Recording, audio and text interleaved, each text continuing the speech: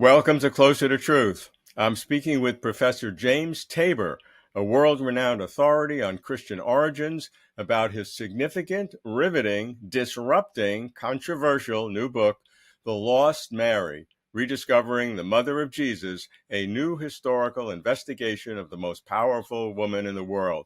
James, it's great to see you. Congratulations on The Lost Mary. It's great to see you, Robert. Thank you. Okay, let's start with some of what some have called your radical claims.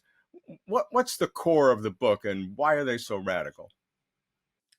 I would start with the first line of the book that Mary's the best known, least known woman in history.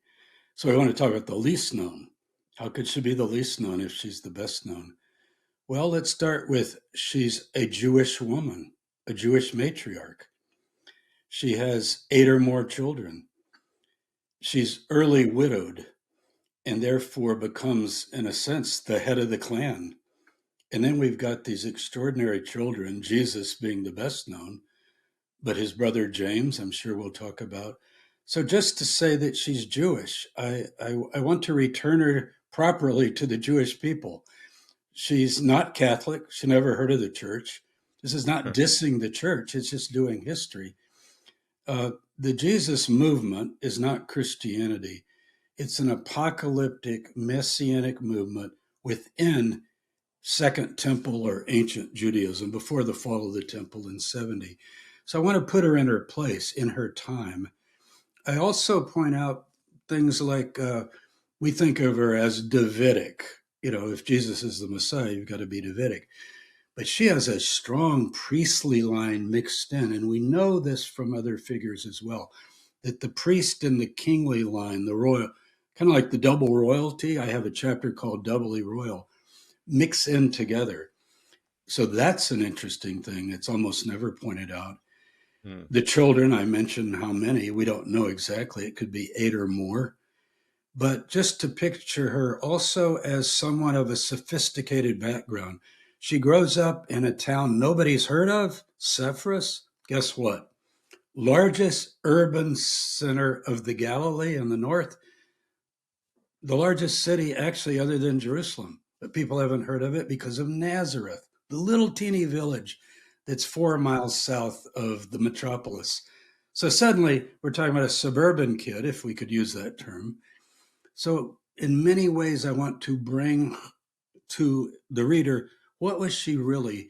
You know, we've been doing the quest for the historical Jesus for 200 years, and it's pretty accepted in every school, university. You know, let's try to get at the Jesus of history, not just the Christ of faith. But what about the Mary of history, not just the Mary of faith? So that's what the book's about. Great. Well, we're going to get into and explore all of this, but first I should give a proper bio. James Tabor is one of the world's leading authorities on early Christianity. He retired as professor of Christian origins and ancient Judaism in the Department of Religious Studies at the University of North Carolina at Charlotte, having served a decade as department chair. He holds a PhD in biblical studies and early Christianity from the University of Chicago. He is an expert on the Dead Sea Scrolls, the late Second Temple Judaism, as well as on Christian origins. He's the author of 10 previous books, including the international bestseller, The Jesus Dynasty. Over the past 3 decades, James has combined his study of ancient texts with field work in archaeology. And since 2008, he has been the co-director of the acclaimed Mount Zion excavation in Jerusalem. Oh, and something else. In the spirit of full disclosure, which we always have here on Closer to Truth, James is a lifelong friend of almost 60 years. So, James, let's get started with the title. Mary is lost. What are some of the key misunderstandings that are prevalent in the world today that would characterize that word lost? Okay. You know, I played with titles like we'd all do as authors. And I thought of the real Mary, but we ended up with Lost, and I think it's better because you got the real Jesus, the real this, the real that. We get kind of tired of it. Like there's the fake, the false, the traditional, and the real. But what about the lost Mary? Meaning we don't have a clue. Now, everybody knows Christmas. and everybody knows the crucifixion. What else do we know? There are a couple stories here and there that people might recall, but non-Bible readers probably wouldn't even know those. So notice birth, death of Jesus. After Jesus dies, nothing. What about her life? Birth of Jesus and death of Jesus are a nice bracket, but there's got to be something in between. So the challenge is how to fill that in responsibly. There's got to be some imagination, some speculation. I would rather call it contextualization. Let's put her back where she belongs in her own time and place and come up with methods of doing that. And my method was to take every single textual source that we have, clearly the New Testament sources. There are about a dozen passages, and I see them almost as breadcrumbs in the forest. But believe it or not, a couple of them, even though they're a passing reference, I'll give you an example. In Mark 6, that's our earliest gospel. It's not the first in the New Testament, but it's the earliest record we have of Jesus and his life story and so forth, his teachings, is the Gospel of Mark. Chapter 6, verse 3, it talks about Jesus coming home to the village, Nazareth, and then he's identified as, who is this guy Jesus? Isn't that the son of Mary? Son of Mary. Interesting. We only know of women named and having children when they're very prominent. Uh, there's a few examples on ossuaries, which are these bone boxes in Jerusalem. It's almost always so and so son of, so and so son of. So when you say son of Mary, I think it's showing her importance is one way to understand it. So she has a background that we can recover by these little crumbs here and there. Why isn't the father mentioned? Joseph, it's well known, Joseph and Mary. Everybody's heard that. The manger scene, everything else. So why does it say the son of Joseph and his mother Mary, or Joseph and his mother Mary? We think he's probably gone. He's probably dead at that time. It's never mentioned after Jesus is 12. And other than that, he's only mentioned at the birth. Now, the father would be at the crucifixion if he was still around. He would be standing with his wife. They would be weeping on each other's shoulders, but he's not there. That then adds something because she becomes the matriarch of a household. We know of 5 boys, 4 brothers, and Jesus, that's 5, 3 sisters, but there could be more that we don't know. So the reason she's lost is because of sexuality. Let's just be frank. Mary ends up being not a Jewish woman, more a celibate. I don't want to call her a nun because she's much higher than a nun. I mean, if we go all the way, she becomes the Queen of Heaven, the Mother of God. So that's her theological role in particularly Roman and Greek Catholic tradition. But even, I would say, among non-Catholics, Protestants would say, well, yeah, she's the mother. And some would say she had other children. But Martin Luther, for example, thought she remained a virgin her whole life.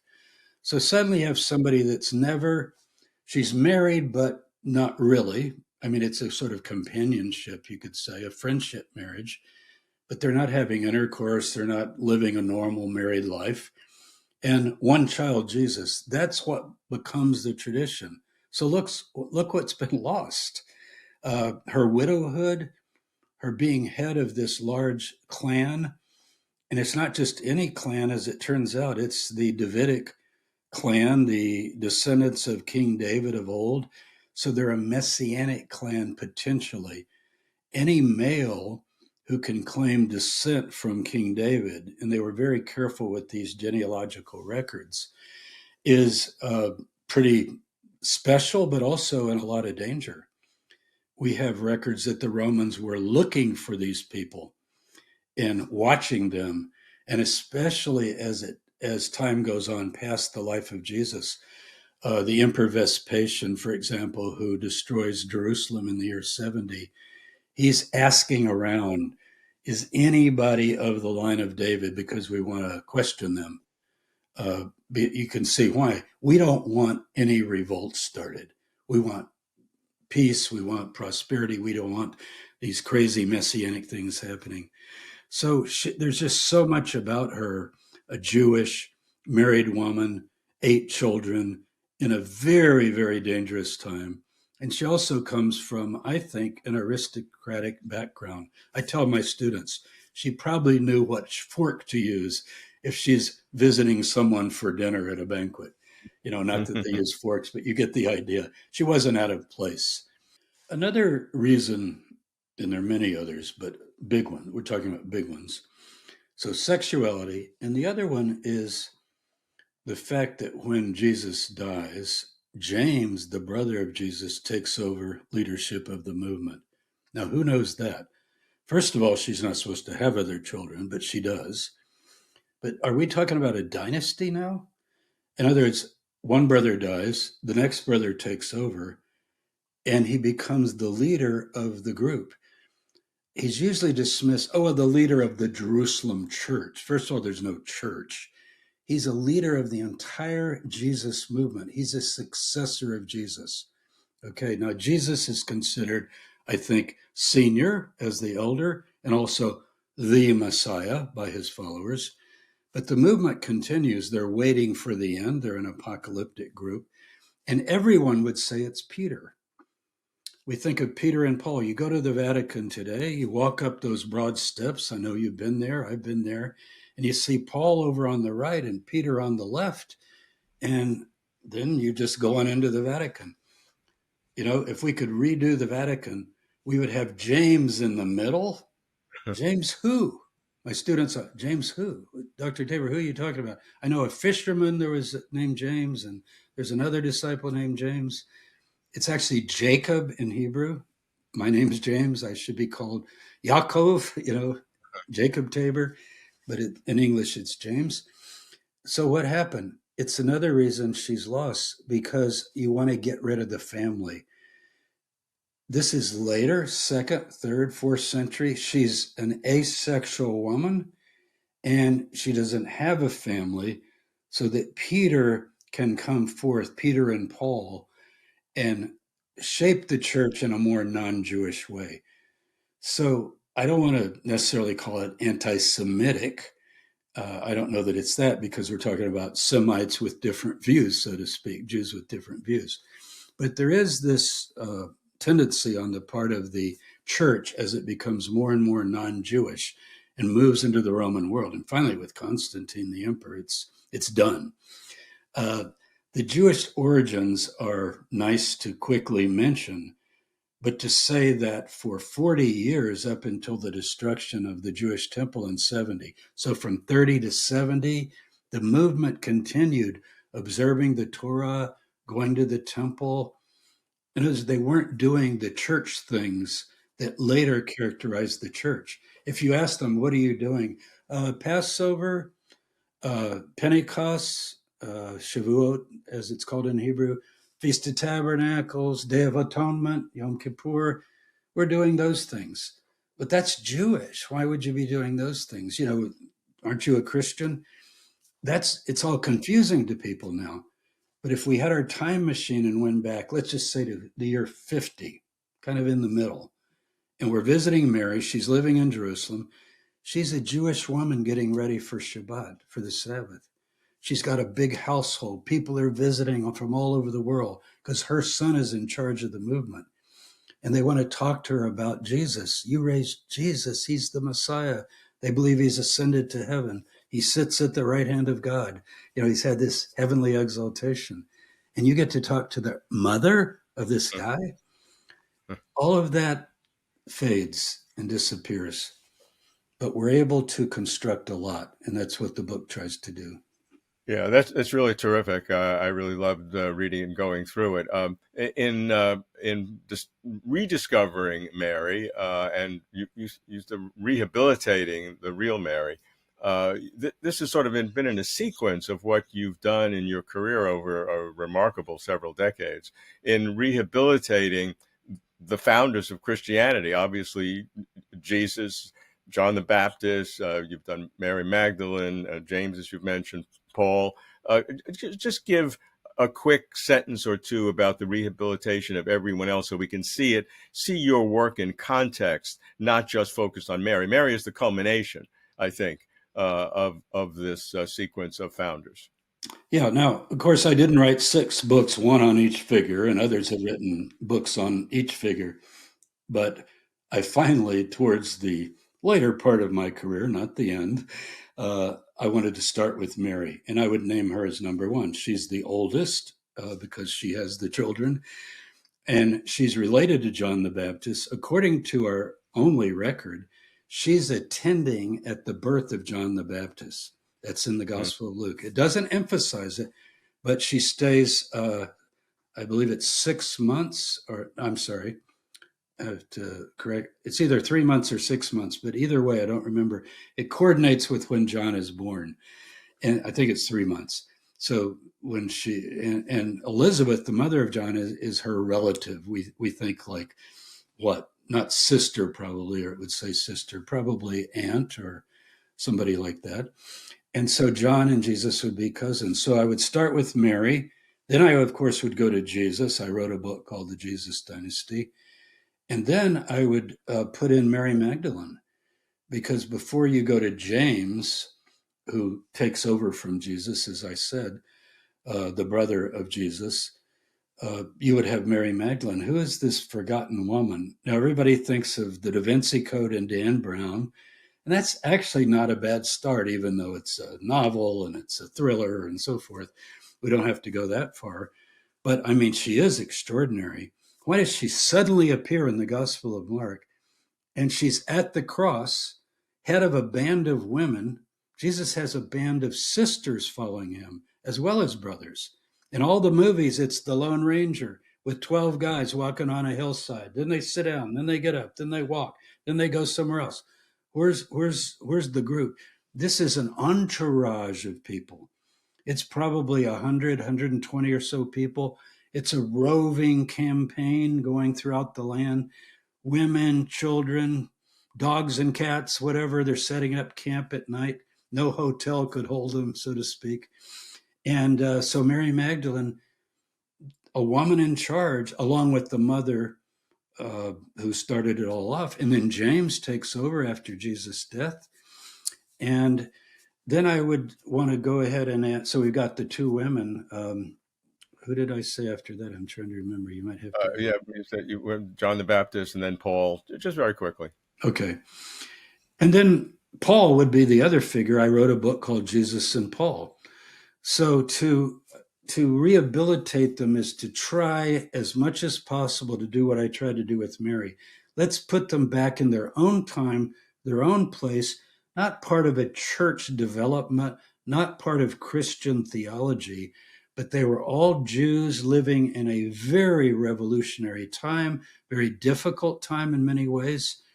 And how does that shed light on their lives and what they believed and what they were all about? I really love how you take each little breadcrumb, put them together, and extrapolate from it, but not wildly speculative, but very logical implications of each breadcrumb. You mentioned earlier in terms of the book of Mark, where Jesus is mentioned as the son of Mary. That when you know the Hebrew Bible, I mean, it's really astonishing that it's the mother who's the son of, as opposed to that seems simple, but that's to me that's a loaf of bread, not a Yeah, crumb. it really is. And Um, then naming the names of the four brothers. So many of my students, you remember, Robert, I think you wrote me a letter of recommendation to get the job at Notre Dame. So oh, I'm going to the Catholic Bastion in South Bend, Indiana, and I'm teaching Christian origins. And we would get to that verse. You always start with Mark if you're doing Jesus yeah. because it's the earliest. And the students, Dr. Tabor, those I didn't know he had brothers.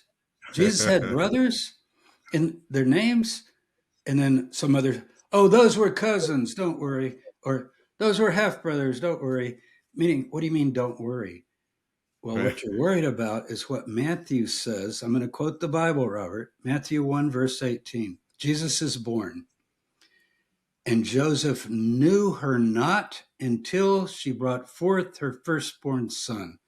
Not being polemical here. This is in our first gospel. Open it up. Chapter 1, verse 18. We all know from reading the Bible, when you say Adam knew his wife Eve and she brought forth a son, we know what that means. It means they live together as man and wife, as we say. They're married. So this perpetual virginity is a much later idea, maybe in the late second century into the third century. And we're going to get into this later, but it has to do with what's going on philosophically in the world. And this Yeah. idea that to be really holy is to be asexual and or Mhm. just non-sexual, not gender identification. You live a celibate life. But that is not the ideal within Judaism. There's no ideal within Judaism of being celibate and living in companionship with a man or a woman. I mean, that just doesn't even occur anywhere. And Matthew knows that. So he doesn't think that's a big deal. He just wants to point out that the marriage is not consummated until the birth of Jesus because Yeah. Joseph's not the father. Yeah. Yeah. Really That's fascinating stuff. You also make a point which I thought was pretty powerful, that Paul, extensively writing in New Testament books, never mentions Mary. that's Now, that is another breadcrumb in terms of if Mary was a leader, as you claim, or the matriarch of the church, how come Paul doesn't mention her? yeah. Now he does have this odd expression. It's not odd in Jewish language, but to us it is.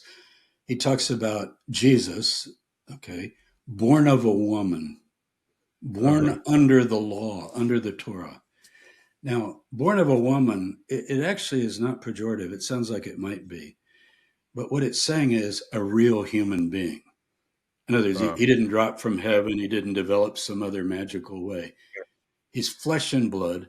And he also says in the book of Romans, chapter 1, I think it's verse 4, that he is descended according to the flesh from the lineage of David. So he does talk about the Jesus family, but he never names Joseph, he never names Mary.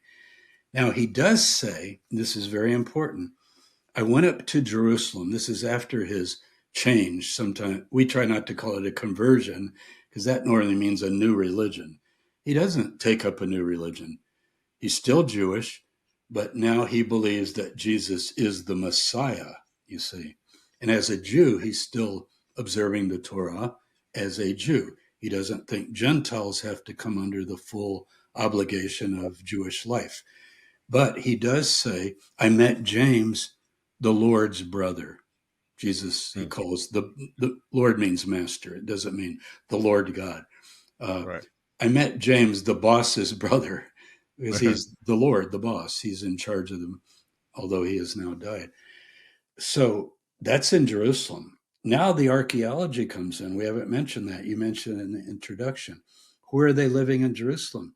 We're pretty sure that we know that they're living on Mount Zion, not the nothing to do with the temple. When you read in the Bible, we're walking up to Mount Zion. That's the Temple Mount. But actually, it's the highest hill in Jerusalem. It's on the southwest of Jerusalem. And it's elevated even higher than the temple would be here, and this hill would be here. And all the priestly mansions are up there.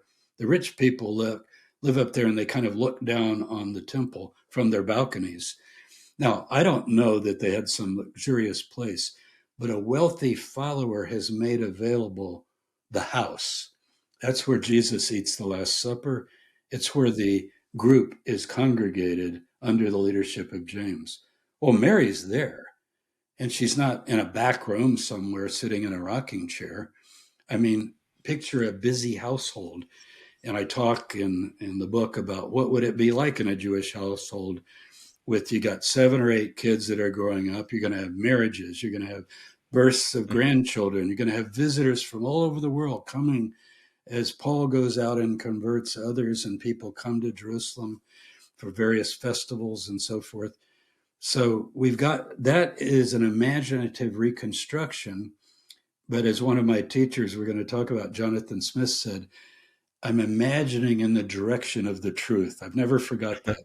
He said, we don't just imagine wildly, but in the direction of what it would have been. What was a Jewish woman with influence in a Jewish household?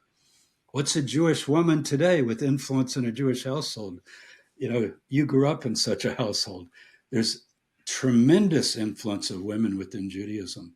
You know, we think because they don't do some of the public things that men have obligation to do according to some Jewish tradition.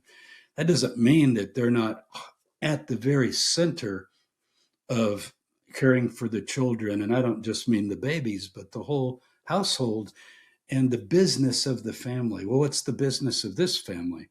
It's not just to make a living, it's to represent the extraordinary message of this figure, Jesus of Nazareth.